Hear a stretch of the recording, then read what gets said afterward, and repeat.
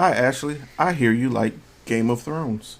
I do very much so like Game of Thrones, sir. How about you? I enjoy it so much that I've been enjoying season, season two of this prequel series, The House of the Dragon.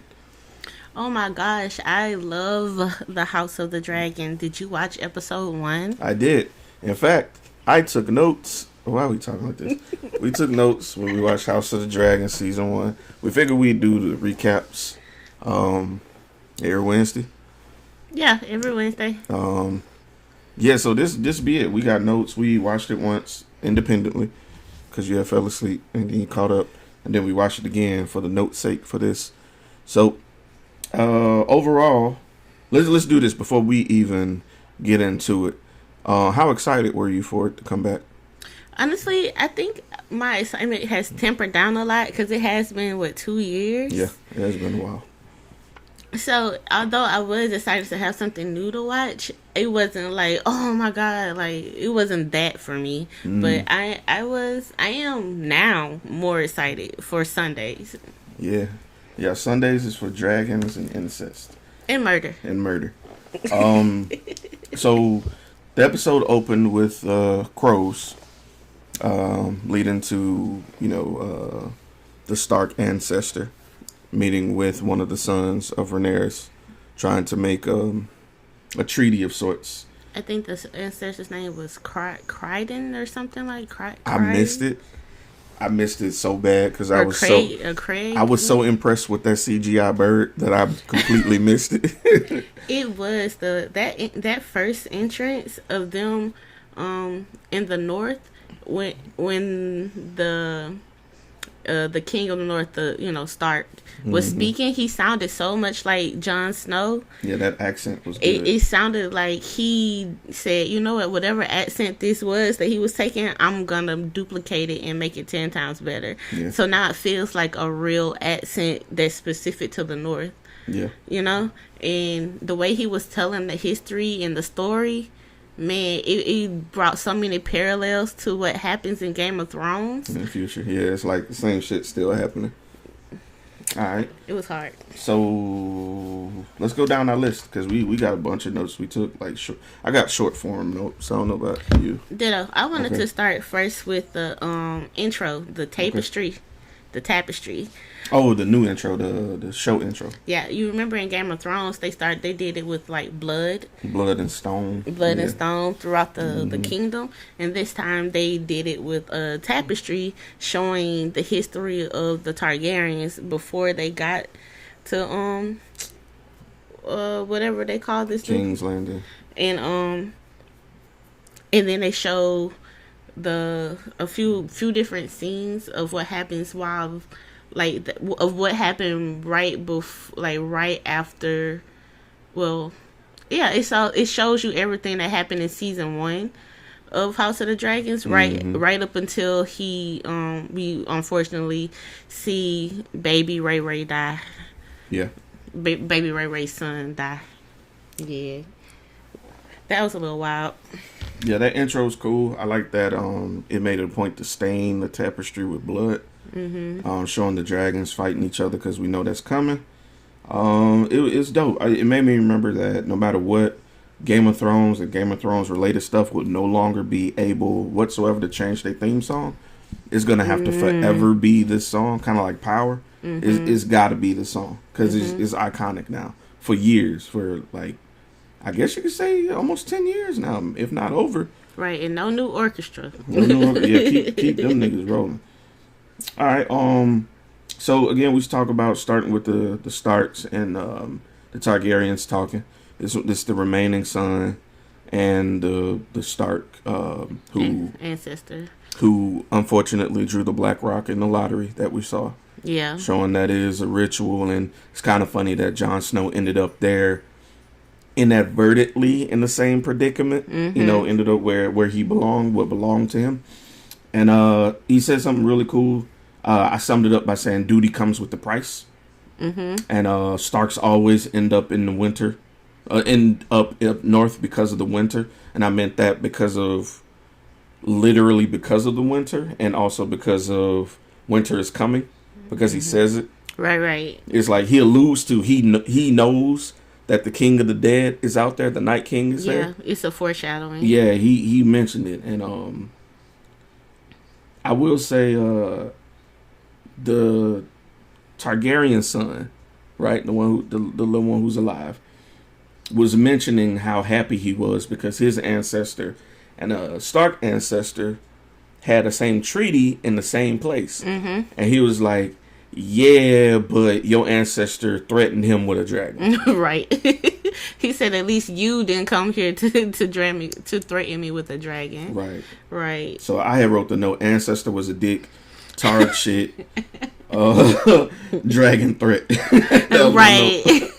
I like the part where I wish we knew this baby's name, but the Targaryen, Ray's oldest son. Yeah. He made mention that what he asked the Stark ancestor essentially, like, what could you possibly need to have all these men for, to defend against snow and, like, savages and shit. Yeah. And the ancestor was like, you think my ancestors build how big? He said a 700-foot wall. 700 for fucking dragons. Not for dragons. He said for savages. For savages, and, yeah.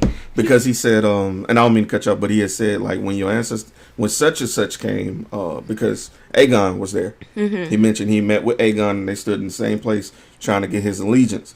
And he said when the dragons came, they didn't even come up to the wall.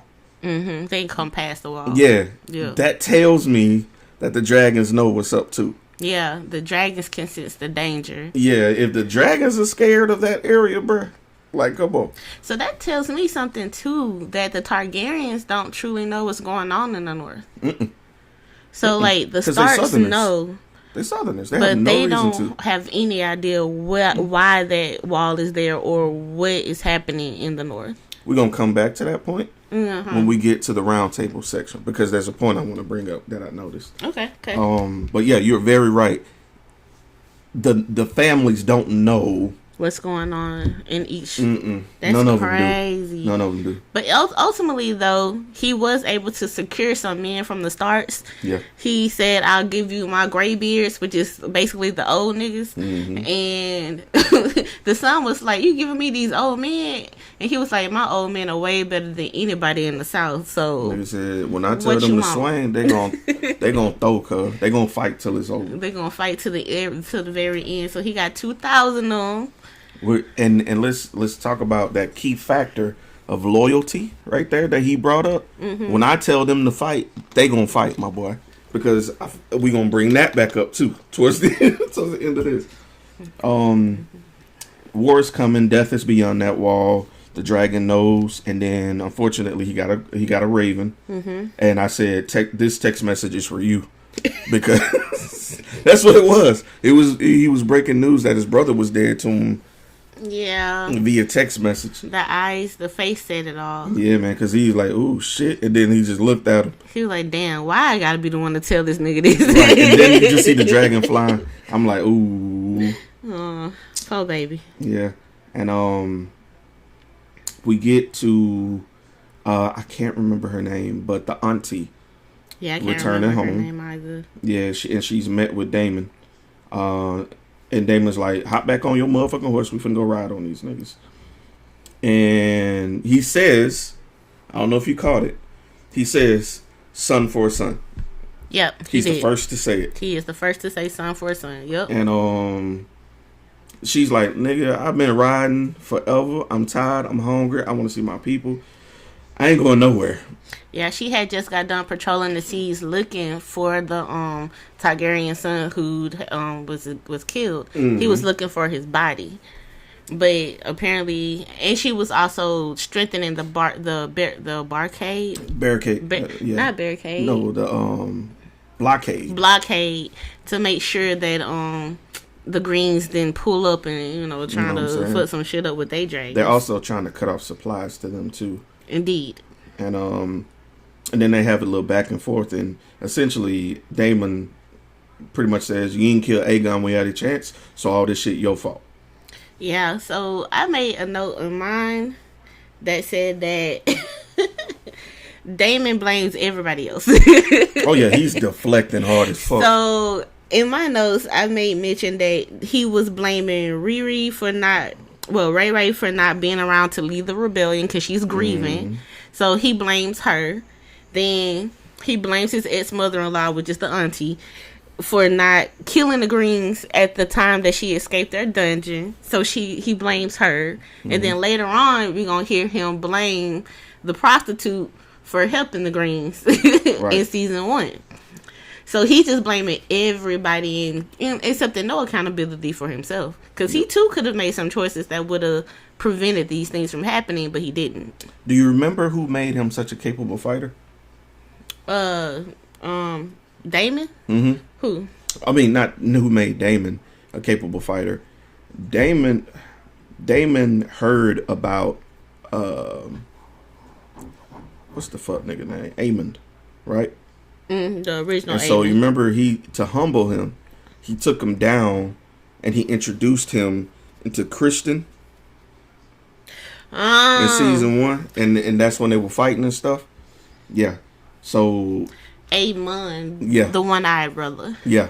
So that alliance is kind of Damon's fault, but he don't see it yet. I also said Damon do not respect women. And then we cut to the Valerians, which are the black people. And I said boat fucked up.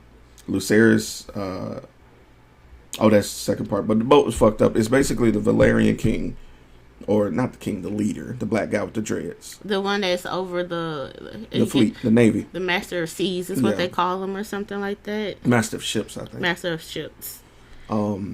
He's basically looking over his old ship, which was fucked up. I don't know if people remember in season 1, his throat was slit. He was fucked up in battle, and so his wife rushed home to see him. And while he was out, his brother took over, but he ended up getting killed by Damon. But anyway, apparently the guy he's talking to, I'm assuming that's like his first mate. He saved his life, and he's like, I owe you a debt. And the first mate is like, whatever, nigga. He was awkward, wasn't he? Yeah, he was like, That's the energy I got from it. I'm going to be honest with you. It felt like a lover's quarrel. That's just me. I thought it was like illegitimate child type shit. Could be. Well, it could be. It's definitely... It was some tension there. A tension of some sort. And it involves love, whether it's a child, a relative, or... I don't know, but it's there. Okay. You had any other notes for that section? Not really. I just felt like that was odd. The guy's name was Alan, and he just seemed so like my notes just said, "What's up with Alan? Like, what is he thinking? Like, why is this so strenuous for him?" I'm hoping they don't just abandon that in the future and they tell us what's going on with them. All right, and he also gives the Valerian guy his son's commissioned sword, and he mentions, "Oh yeah, this was supposed to go to Lucerys." He don't know that Lucerys is still alive with his boyfriend. Yeah. I expect him to pop back up, especially if it's World War II out there. Or he won't, because it's World War II. Could be. You right. They might not ever talk again. We haven't read the books, by the way. No, we haven't. We then cut to the Targaryen household, the Hightower household in King's Landing, and the Greens. I wrote down the rat prophecy because she says, "I'm not worried about dragons. I'm worried about the rats." And you pointed out she is absolutely staring at the cribs. Yeah. After she says that, she says, "I'm afraid," and he tells her, King Aemon says, "Don't be afraid. They will be crazy to come here. We have the biggest dragon of them all." And she says, "I'm not afraid of the dragons. I'm afraid of the rats." And she turns and she stares at the baby's cribs. I didn't catch that the first time I watched it, but the second time, knowing what I know, that was definitely prophetic.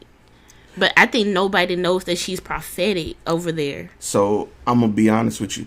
I don't think she was speaking in the present tense. I think she's seeing the vision actively as it's happening, and she's discovering And she's like, wait a minute. I'm seeing myself. I'm scared. I'm scared of the rats. And she's trying to understand it herself because she looks puzzled. Yeah. So I'm thinking she's having a vision in that moment by the way she's staring at the bed. I think it's actively occurring at that moment. So you think her visions are in the moment and not like dream-like? Correct. You know, some people have visions in their dreams. Yeah, they go to sleep. But hers may be like in the present moment, I'm seeing something. Have you ever seen somebody have a vision? I used to go to church all the time, and there are some prophets that I believe that are actually gifted. They would sometimes be sitting amongst us just talking, and then they would just look off and just hold it. Mm-hmm. And I'm like, I recognize that you're having the vision actively. And the thing about visions, sometimes they aren't clear cut. Sometimes you're just seeing it. You don't get the context. Mm-hmm. So she may have seen herself pointing at the crib in fear of rats, which was the guy's name was Cheese, by the way. One was rat and one was cheese. Right. So she just saw herself being afraid of the rats, but the rats were the gentleman who came from underground. Yeah. Which is crazy. Craziness. I then said Secret Head is crazy.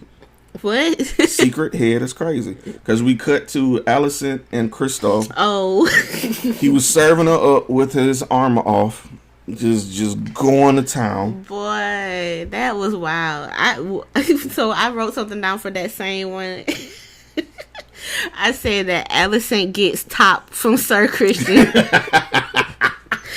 Then she says, never again. So I want to talk about that. Before she says never again, she tries to have small talk. She did. Talking about the weather. Day. Yeah, she talked about the weather and shit. This nigga wasn't hearing none of it. He wasn't here for none of it. He like, I'm here to give you head. I'm here to get it off. That's it. I said small talk is ineffective. He brings up duty. He knows what he's doing. So even though he was servicing her, he was the queen. He was still acting like what a male would do to a normal female. You know, he's like, man, I'm just getting dressed. Yo, can you put my cape on? He's saying that to the queen, cuz. It definitely feels like his morals are, you know, he was super highfalutin with the morals last season. So it feels like he has lost a good chunk of his morals. He sees that he's a hypocrite. I think he lost faith in his view on the world. I think because he was in love with Ray Ray. Mm-hmm. And Ray Ray showed him all the beauty he was, gave him confidence. She was his first. Mm-hmm. Took all his little cookies. Yeah, you know, and in the end, she was just like, nah, man, you just a munch, bro. Nah, it was because he wanted to run away with her. Yeah. And she was like, I'm gonna be queen. Yeah, like, no, nigga. I'm not leaving. I can understand that resentment, though. I understand that the resentment, and I didn't think he was bad last season. I think this season, with all this animosity, he's definitely fucking it. And he the way he's behaving now he the worst person. Yeah, he fucked me. Your best friend can be your worst enemy. It's one of them situations.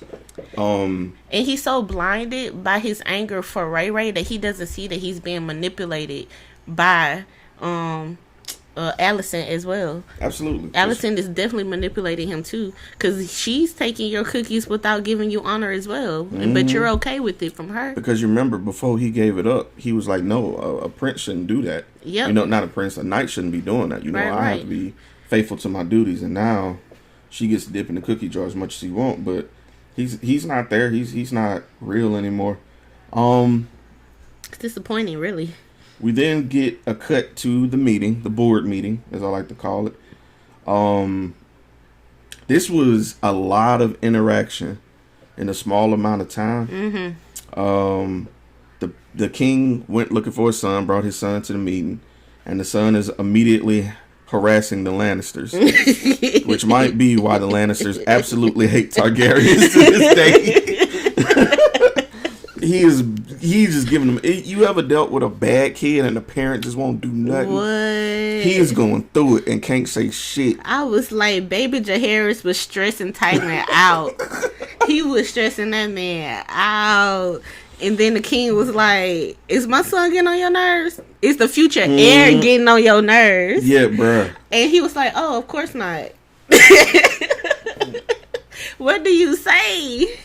So, in the midst of the son and annoying everybody, they made it a point of saying that the North is not answering their phone calls, their letters. They did. Otto said that specifically. They're not returning my Raven letters. Right. So that tells you they are aligning with the blacks. Ray. Right, with the blacks. That I did notice that the Lannisters mentioned that they got a lock on the West. I don't know if anybody caught that, but they are strategically dividing the board up to houses again. The Lannisters got the West, is in my notes. Alicent mentions, instead of talking about war stuff, she says, I've wrote letters to Ray and she's not responded. Yeah, I wrote that down too. And all the men are Ig and Allie. That's just what I wrote. They ignored her. Did not give a damn about anything she had to say right there. Or anything else she had to say in that meeting, to be honest. They totally did. They didn't even acknowledge it. Mm-mm. And then Aemon walks in and she like... One-eye A. Like, she was like, what you doing here? You know, you the reason we even in this shit. And the king is like, I want my nigga here. Yep. That nigga good with a sword. And he does what I tell him to do. Yeah. What you mean? He the strongest here. Let's go. You can tell that the brothers trust each other, but they don't really trust anybody else. He is right. He is so fantasy minded and naive. He was like, hey, brother, we could click up and we can go just burn that shit together. We got 2 dragons. Yeah, I don't think he sees that his brother may be a bit of his downfall. All right. I'm going to say that for another spot. But he said, hey, we can click up and go do it. His mama say don't do it. Right? Mm-hmm. His granddad say don't do it. While admonishing the mom, I'm like, y'all saying the same shit. And Sir Christian also says don't do it. and that's when he listened, though. He listened to Sir Christian. Yep. Which is interesting. Yep. He didn't listen to family. Nope. If you in the future, we're gonna see that the other brother also listened to Sir Christian. It's some shit going on. Well, to be fair, he did train them last season. He did. So maybe they have a level of respect for him being their teacher. Might be the father they wanted. Maybe he is fucking their moms. I said granddad is overstepping because he basically, how do I say that? He meets with the mom and no, this is still in me. Granddad is overstepping his boundaries. He's basically admonishing the mom in front of everybody, talking about for past mistakes, and he just stares at her. And then who is this? Well, I know that after the meeting, Alicent meets up with Littlefoot Larys, right? And that's what you can tell that he very much so is still a creep, and he's still out here murdering people on the behalf of the queen without her quote unquote knowledge, right? And to get this information out of her and to get her his protection, from last season he was he was beaten off to her feet. Yeah, so and I'm assuming that he's still doing that because in the next scene you see her bathing and she's scrubbing her skin because she feels dirty. So there's another part of that too. When they meet up, he was like, "Yo, we had an appointment and you missed it." They told me you was with He alluded said you to were it. disposition. Yeah. What was the word? He used the term, but he basically saying, "I know where you was at." Yeah, he made it very clear. Yeah, I know what you was doing. And Miss Munch. He was talking about while she was doing that, he did her a favor. And he basically killed anybody who wasn't aligned to them from her clique. Yep. Like her circle of women. Yep. And she was like, what the fuck you talking about? She was like, what did you do? He was like, well, they don't breathe no more. They don't breathe our air. Right. And so then we get the bath. And then I wrote, can't bathe the ick off. All right. And then we go on to the king, meeting with the peasants and the people. And you could tell the king really wants the people to like him, like the commoner. It's like he wants to be so beloved by everybody, he's naive. Yeah, I also made a statement because we talked about this yesterday. I was like, King Aegon, is it moral or is it ethical? Like, what choices is he making? And it's, for me, it feels like he wants to do right by the people, but they're in a time of war, and he can't make the choices that a prosperous kingdom would be able to make. Right. But he doesn't understand that yet. It seems like, I don't know if he's really in these meetings where they're talking about war shit, because he ain't no shit. He didn't understand what was going on at all. Like his granddaddy had to come through and be like, "Hey, we can't get them niggas back they sheep. What about your dragons? Who gonna feed them?" And then the people was like, "Ooh." My question was, do you think it was right of him to ensure that to tell the Smiths that he was gonna pay them? I'm gonna come back to that because I was gonna let you. That's a point I wanted to hit before that. I had wrote a note that said, "Read the room, King." Oh, okay.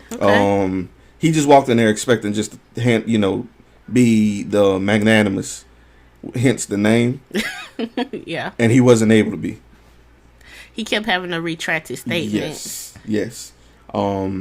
His granddad kept making him look kind of foolish, I would say. Exactly, and he's tired of that. Yeah. Hence why, in that statement about paying him, he was like, "Nah, we rely on the small folk." Right. And he just looked at his granddad. His granddad was like, "Okay, little nigga," and stepped back down.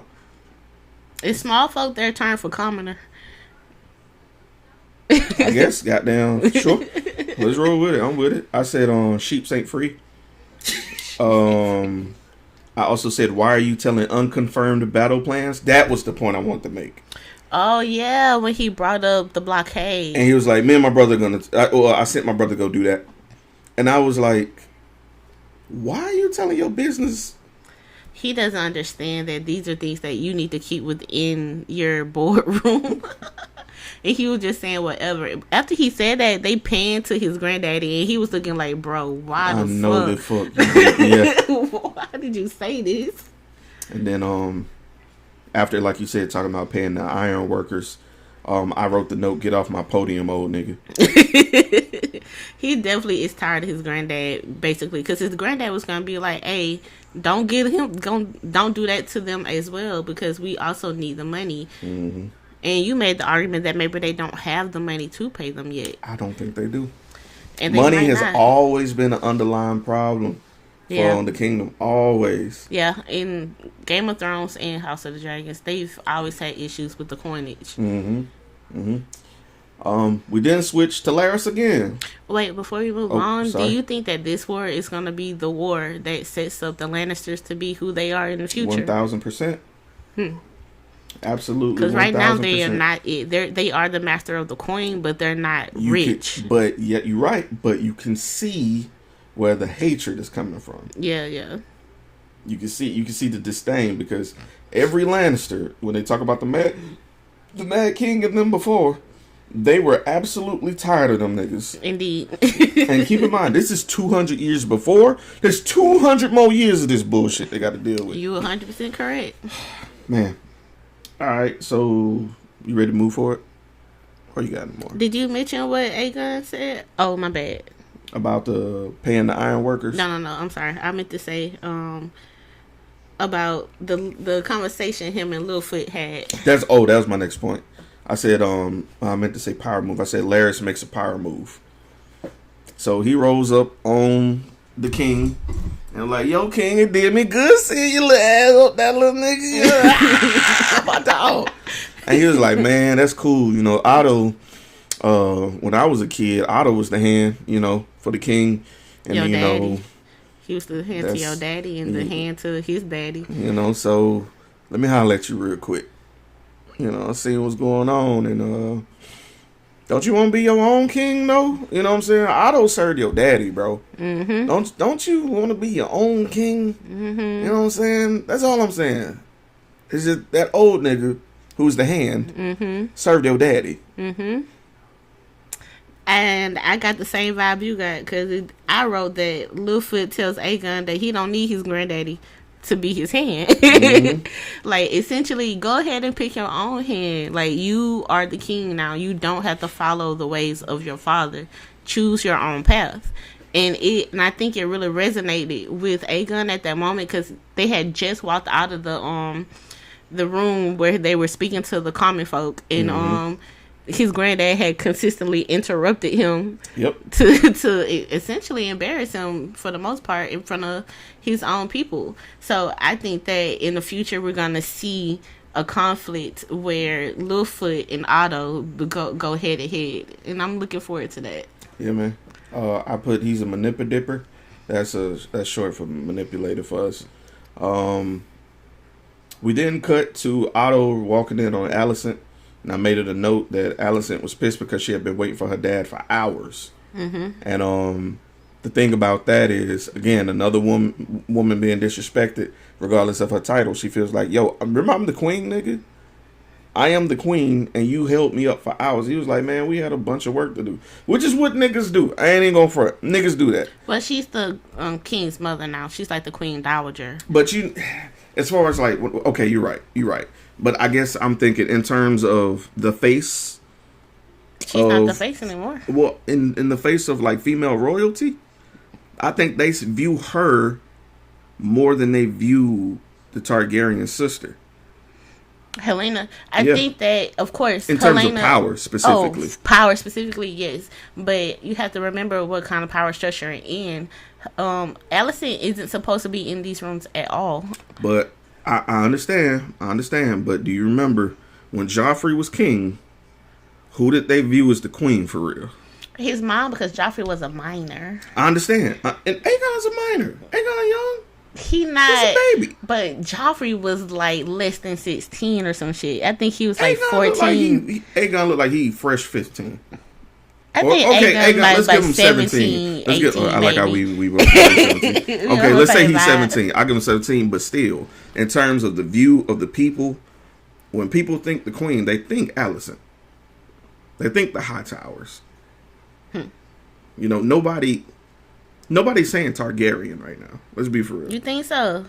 I think the people do think that Aemon is definitely the king. Is it Aemon or Aegon? Aemon is Ice Slice. Aegon is the king. Aegon. Ice Slice. I made that up just now. Ice Slice. One eye. Yeah, I think that people think that he's the king. Mm-hmm. They had that whole ceremony. I think they expect him to do king shit. When the common people are coming to speak to the king, they don't see Alicent in their room. Okay. All right. I think Alicent may have power behind the scenes. That's what I'm saying. Front facing, they only see Aegon. Let me speak from this. You thinking from the people. I'm thinking everybody. But everybody also, as you can see, they disregard her. Because in my notes, I put that Alicent is frustrated that the men are not listening to her. And that is the case, I think. The sons aren't listening to her anymore. Her dad never listened to her. The little power that she did have whenever the previous king was on the throne, she no longer has it. True. She did always rely on somebody to get stuff done. And so now she's in the place that even the people that she was using, that she thought she had in her back pocket, are using her, because Littlefoot is crossing boundaries on a regular basis when it comes to her. Yeah, he is a habitual line stepper. So she doesn't have power in the way that she thought she had it previously, and it's dwindling more and more because her dad is actively disregarding her in public now. Like, at these tables. He's the one, truthfully, that is causing all of the friction in between the family. Yeah, there's a underlying theme of their conversation where there is like a key conflict between them two, and it's defined victory. And he was like, I need to know that we want the same stuff. Right. And she was just like, my idea of victory is her kneeling with minimal bloodshed. And he was like, bitch, that ain't happening. I literally wrote, ain't no peace, bitch. Right, and I said that I don't think Alicent is delusional. I think Otto wants Ray dead, without 100. question. 100. And Alicent feels like Ray Ray can be saved, and all she needs to do is bow to her son. And Allison don't understand that Ray Ray is not bowing to your murderous ass sons. Right. It's not happening. Your sons have killed. Your son has killed her son. Like, she's not gonna bow. It's not gonna happen. And then she deflects and says, "Yeah, Amon mad at me." Because, you know, he got his eye sliced and I didn't reprimand, you know, I didn't get justice for that. And he was like, boys will be boys. Well, they were definitely trying to justify Amon killing Ray Ray's son in that moment. Mm-hmm. They were trying to come up with all types of... The caprice of youth. The caprice of youth? Be for real, sir. He's a murderer. And she reiterated, if you keep undermining me, they won't mind mama. Basically. Which is right. Basically. And you could tell he just don't believe in Allie. 100%. Yeah, he don't trust her. He don't believe in he think that she's delusional, like. Yeah. And that and that I think he sees her for the hypocrite she is as well. Because I know he knows she fucking. And I think that bothers Allison even more than the fact that he's not in support of her in these boardroom meetings. Facts. All right. Anything else for that scene? But it was very interesting, the convo as a whole. It really shows that they've never been on the same page for real. Ever. We cut back to a ship being boarded. And it's the Valerian fleet checking out this ship. And I wrote, TSA found whore. It's the white worm. It's the girl that Amon was fucking. Oh, you skipped the part. I did? Mm-hmm. The next scene was when Ray Ray hears that they found the dragon wing.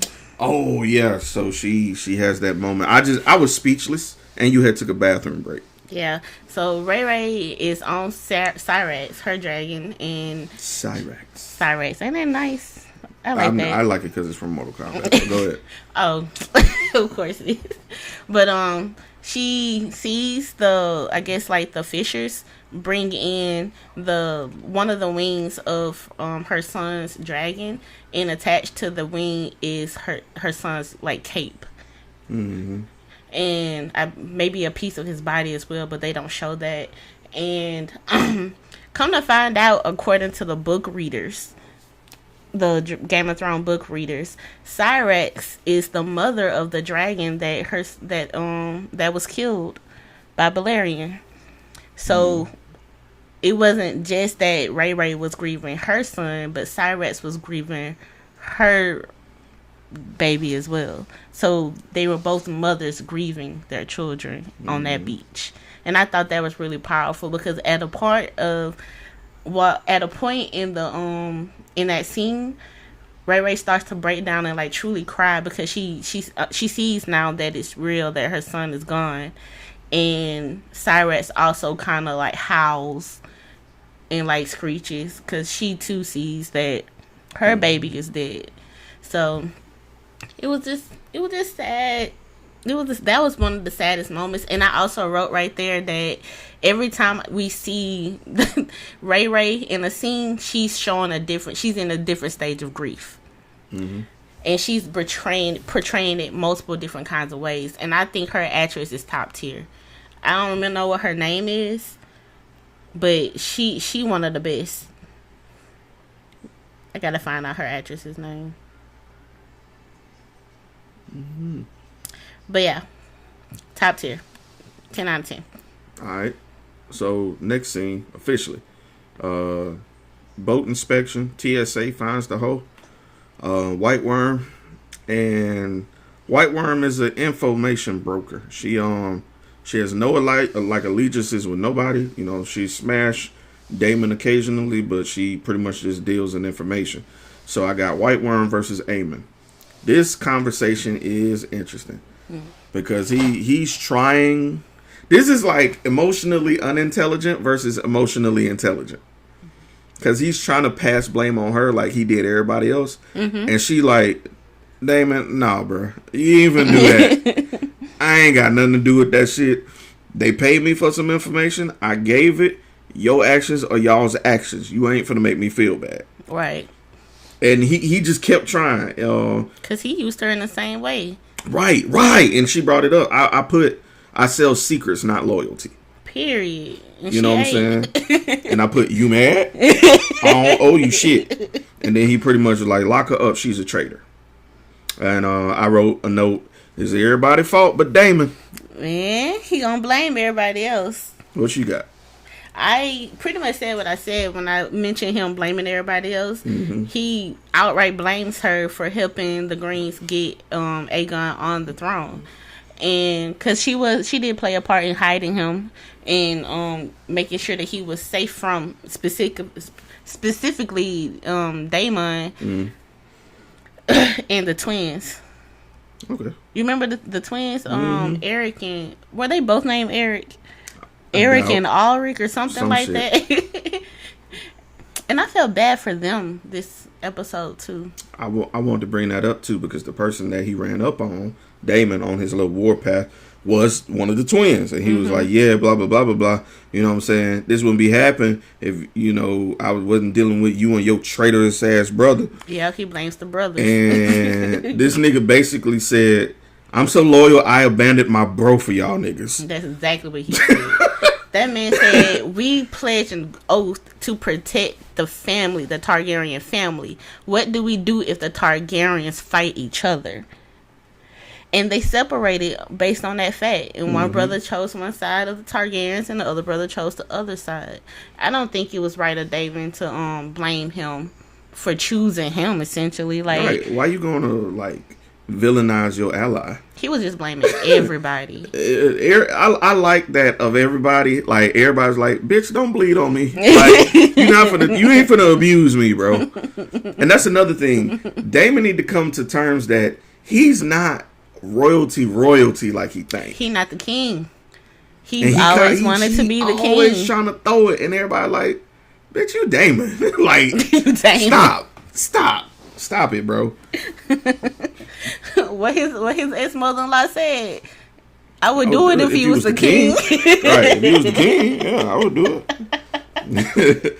So then her name is Rhaenyra, by the way. Princess Rhaenyra. I love her. I'm call her princess because she loved black men too. Indeed. She did. So Ray pulls up. I say, Mama's back. And Damon pulls up on her and say, hey, you seen the body? She said, yup. And they immediately start to talk about motherfucking war plans. They at the table. They laying strategies. They talking about who gonna go where. All this. Woo, woo, woo, woo, woo. They dividing up. They talking about that blockade, which they trying to complete. I'm like, okay. So that's what they talking about. What notes you got from here? So I said that my notes. I said that Ray comes home. She don't talk to nobody. They're speaking to her, telling her what's going on, and she simply wants Aemon. I agree. My notes say, and I'm quoting, because I write how I talk. I said, war plans, ... Fuck strategy, get me that nigga Aemon. Because that's all she said. She hears all that shit they talking about. Yeah, we're going to do this. We're going to fortify this. And I also noted, and because I heard somebody say it, I don't know who it was. I said, everybody wants the Riverlands. Because they mentioned it too. So I'm assuming we're going to get the battle there. I'm just assuming. Or if not, I think that might be a key point. Because everybody who writes something writes it for a reason. Of course. But yeah, she just wants that nigga. So, Damon comes up with a scheme, apparently. He rolls up on White Worm again. He basically tells her, tell me what I want to know and be free. You know what I'm saying? If you don't want to tell me because of, off of what's going on, you don't care about your loyalty, I'm going to pay you and just give me the information I want so we could be free. We don't know what that information is yet. He's just like, I know you got spies on the inside. Tell me what you got. And it cuts. What you got? Then it proceeds to Ray's oldest son coming back from the north. I simply wrote, Mama, I made it. And you can see he comes to deliver the news of him successfully getting the warriors from the north. Remember, they gave them 2,000 old niggas, and he was delivering the message. Hold on. Not only did he get the Starks, 2,000 men, he got the Knights of the Vale.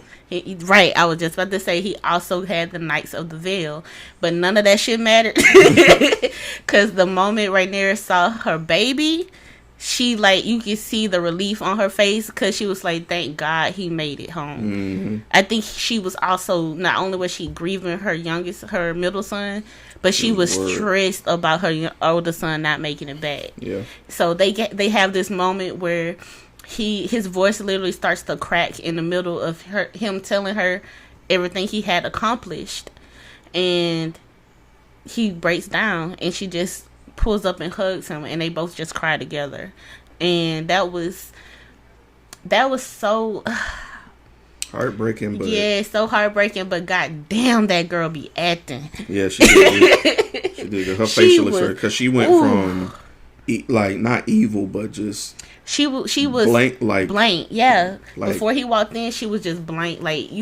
She was starting to get to the point where she was starting to get to the acceptance stage of grief. And then he walked in, and then it was relief. And then he started to break down, and then she immediately became Mama Bear. It was great.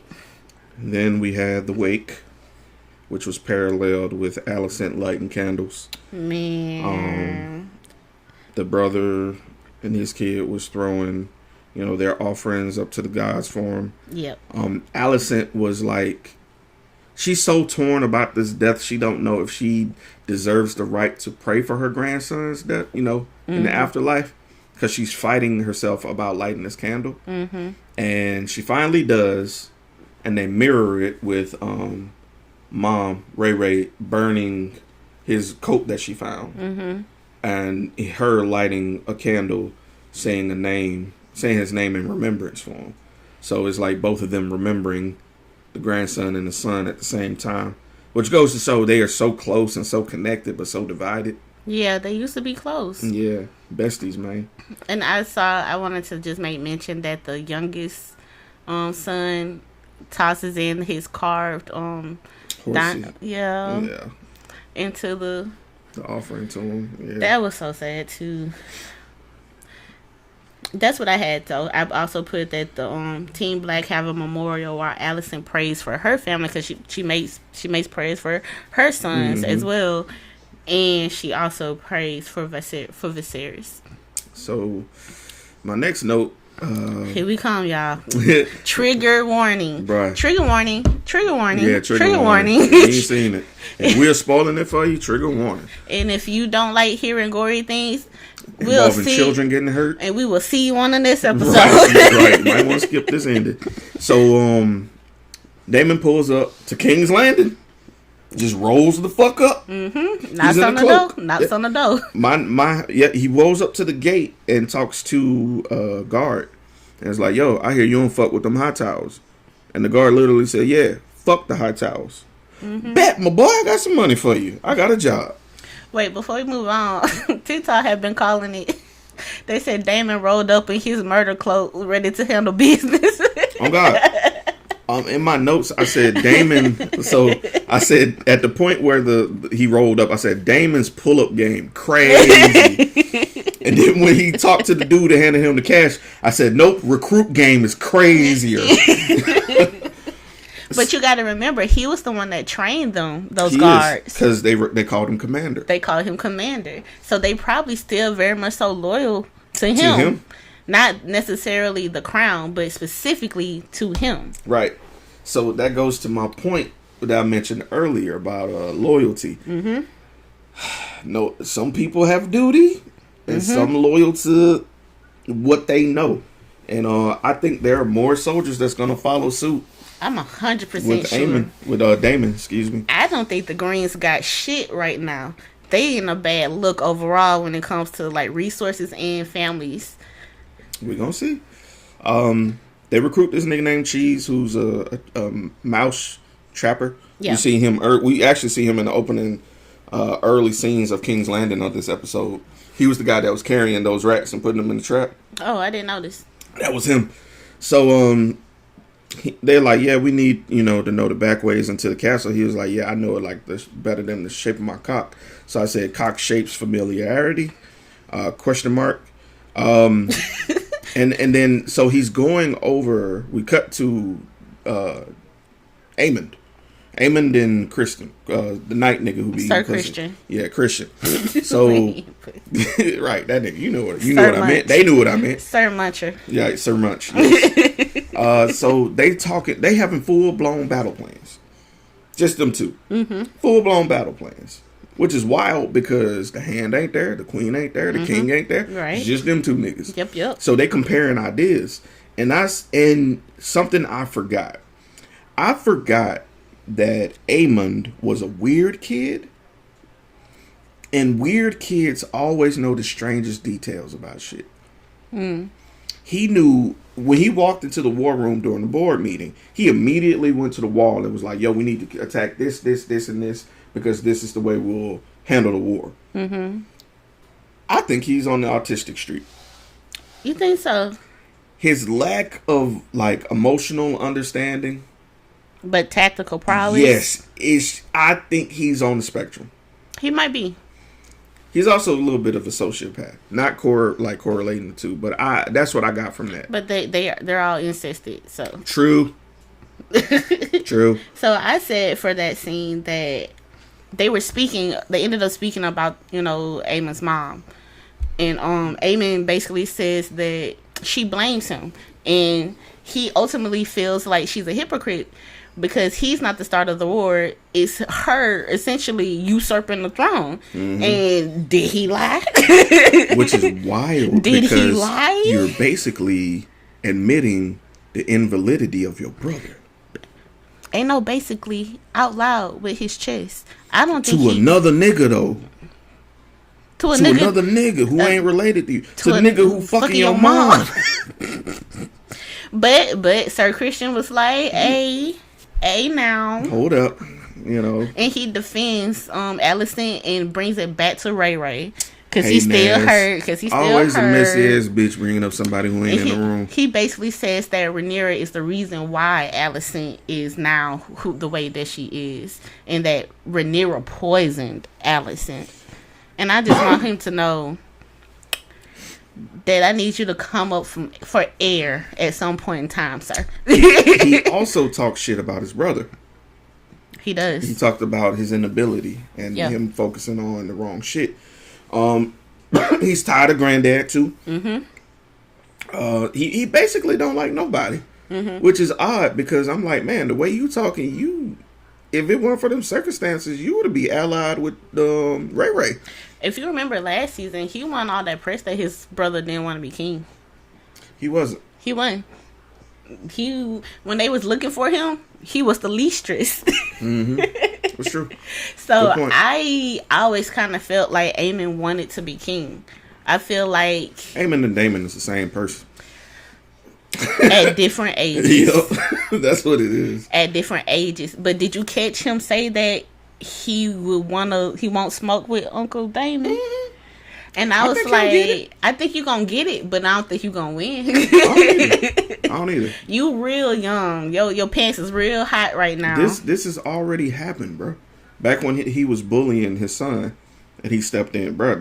All this has happened before. They basically talk about how the mama ain't shit. I said, nah. And like you said, Sir Kristen, Rhaenyra's eviler, though. Eviler. So Otto walks in and tells, Sir Kristen, get the fuck out of here. And I put TFYUT, little nigga. What that means is, the fuck you thinking, little nigga?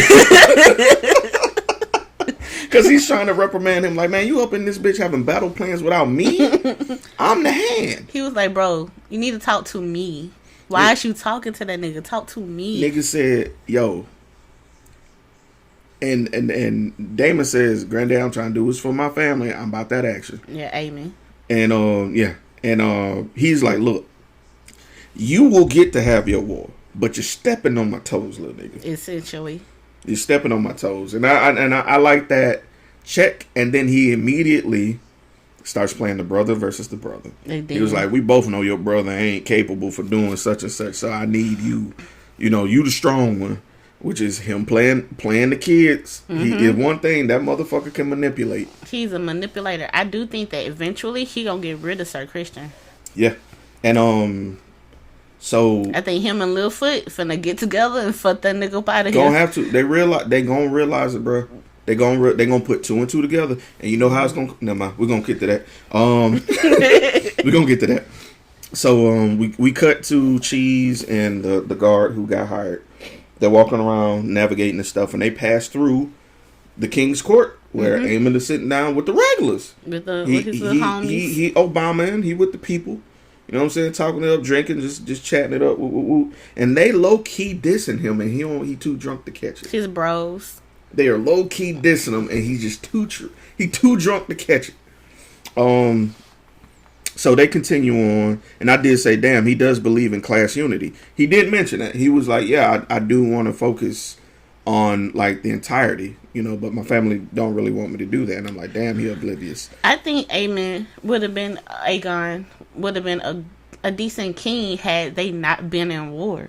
I think he would have been a decent king had he been, like, 30. 31, 32. Oh, he needs to be more older for He's sure. Way too young. But this is how they do things in monarchies. They put them toddlers up on them thrones. Hey, be a figurehead for a minute while I rule from back here. Right, but I don't think that he's a bad person per I se. don't either. I think he has a good heart. He does what a kid would be doing. Yeah, I think he does what a teenager would be like. Yeah, that makes sense. We should do that thing. But that's not tactically correct when you have to lead a country. It's a kid solving adult problems with kid solutions. It's not working. Yeah. So I put for this part as they walk into the room, because they have been searching. I just wrote the tapestry and I just put a period. I put what the dog do. Cause why he kicked that dog like that? Because so they got into it because dude was like, yo, they up there, you know, this where I stop. He like, nah, little nigga, you finna take me up there. He was like, you know, but there's different trappers up there. I'd be out of place. And he basically threatens his life. It was like, I could kill you in a second. We finna go up here and get this head and come back. And I think part of that is because military training, you ain't finna let down your commander. You know what I'm saying? And he wants to genuinely cause harm to the High Towers too. I want to circle back real quick. Go ahead. So in the after Damon pulls up on the guard and they meet up with Cheese, right? Cheese asked a very valid question, right? Oh. He says, what if we can't find him? And Meaning, don't get the what answer. if we can't find Aemon? And what happens? They cut the scene. They cut the fucking scene. Do you know why? Because he already said in the beginning of the episode what kind of mission he was on. He said a son for a son. And he also tells them no head, no gold. So they was not leaving that place. Somebody boy was gonna be dead. Somebody child was coming back. Some blonde haired, purple eyed child was coming back in a bag. Yep. So let's move on. So you see the tapestry in the back. Trigger warning, trigger warning, trigger warning. The tapestry shows the King's Landing, but you see fire in the shape of a dragon in the city, burning the city, which is, foreboding. And this appears to be in the room where they're going to find the queen, the sister queen. It's like a room next to that room, like down the hall or something. Oh, okay. So, long story short, they pull up on the queen. Cheese finds the queen holding a knife to her throat. Give me your son, or else I cut your throat. She tries to reason with him. This necklace I got is worth money. The nigga takes the necklace and is like, I still want your kid. Which was wild. And he looks behind him and there's 2 cribs. They had twins. One's a boy. One's a girl. One's a motherfucking girl. Can't tell the difference when they sleep in the bed. So what happens, Ashley? So, Rat basically says the mother will know the difference. And then Cheese puts the knife to her throat and says tell us which one is the point out the boy. And she initially tries to bargain with him, like you said, offers up her necklace. They say they take the necklace. Yeah, they took it. They took the necklace, and then he says, "This isn't a son." Essentially, yep. She ultimately points out the son. At first, they didn't believe her, and they were gonna, not they. Well, Rat was going to kill the girl instead, but for some reason, Cheese did believe her, and they ultimately ended up killing the son and cutting his head off. And you guys could, trigger warning, you hear the sound of the decapitation. Yeah. She also, in that moment, while it's happening, she grabs her other child, the daughter, and she runs out of the room. And in that moment, you could tell that, like, she's, like, having a panic attack. Like, she's, like, she stays long enough to hear it through, too, if you notice. Like, she stays in the room long enough to hear it happen.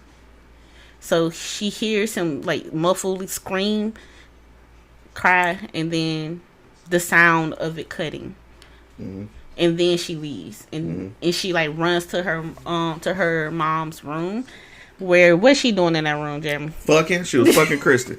Can I circle back though? Circle back. This is just little stuff. I'm a conspiracy theorist, right? Mm-hmm. You noticed too that she stayed there for a minute. She stayed for a minute. Okay, let me tell you why. I think it was a feedback loop with the prophecy. I think in that moment, remember when she previously was sitting on the floor early in the episode, looking at the bed, seeing what was going on. Mm-hmm. I think in that moment, hearing the neck get cut, she's realized she's putting one and one together, that she had a vision, and she's just like, I saw this happening. Shit, because before she points, she looks and is like, what am I doing? She's like out of body but doing it. Mm-hmm. I think she's realizing, I've seen this before, it's like a deja vu. She does in a moment, says no, like multiple times, but she points anyway. Like she can't control herself in this moment. Like Correct. Her brain is like she's following the path that was set. She's following the path that was set. And then Pete, when she runs, right? Mm-hmm. She gets to the castle center and she's lost, right? Mm-hmm. Did you notice that she pauses and she does the stare again? Yeah. And she went directly into that room. She could have went anywhere else, but she chose to go. She went to that room because she knew that's where they were. She's seeing this shit go down live, bro. She's seeing this shit unfold live. I think they would not call her crazy if they truly believed in or knew about the premonitions. I don't think. How do you tell somebody that?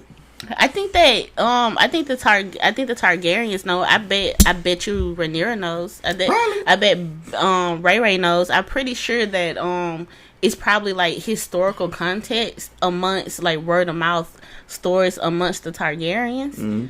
But they're not living with Targaryens. They're living with Hightowers. So they don't know to use her gift. They don't know how to use it. They just look at her crazy. Right. And she's a woman, so they not going to listen. Yeah. Misogyny. Right. But this whole Alicent, right, after she had just told Sir Christian previously what? No. Never again. Never again. She was riding dick, boy. On top. She was riding dick in her bed, in her office. Where her king used to sleep, where he died at. Nigga. Up and down. Going to town, bro. Up and down. And, what's her name? Helena. She sits on the floor just, like, rocking the baby. And Alicent is like, what's wrong? What's going on? And she's just like, they killed the son. They killed the boy. And it cuts. And that's it. That's episode 1. Mm-hmm. Shit. Bro, they pulled no punches. They said, we've been gone for 2 years. We got to come out swinging. So, let's go ahead and rate this. For what, out of 10, what would you rate this episode? Man, for all the things that occurred and the pacing that it occurred in, I give it a 10. Really? I don't think it's gonna be real hard to top this goddamn Cause think about all the Easter eggs we got, all the foreshadowing we got, all the callbacks we got. Man, this episode I put on the level with that X-Men episode where when they went in space and fought Bastion, and Bastion ripped the adamantium out of Wolverine. This I'm gonna give it a 9.5. I'm gonna give it a 9.5. But this and that episode for me are like neck and neck. Like this was great. The dogs are whimpering. The puppy is upset. But yeah, I can't wait for episode 2. I'm nervous. I don't know what kind of crash out behavior Ray finna be on, but I will say Team Black. I support the blacks in this one. Yeah. Last season, I felt like Allison's side was a little more like it wasn't so black and white who was wrong and right, but now it really feels like Allison is in the wrong. Like really, really feels like she's in the wrong. I don't know. I ain't been fucking with Allison since she pulled that green dress shit at the dinner when it was a declaration of war for everybody and everybody knew. Yeah. Yeah, you right. Wearing the green, yeah, that yeah.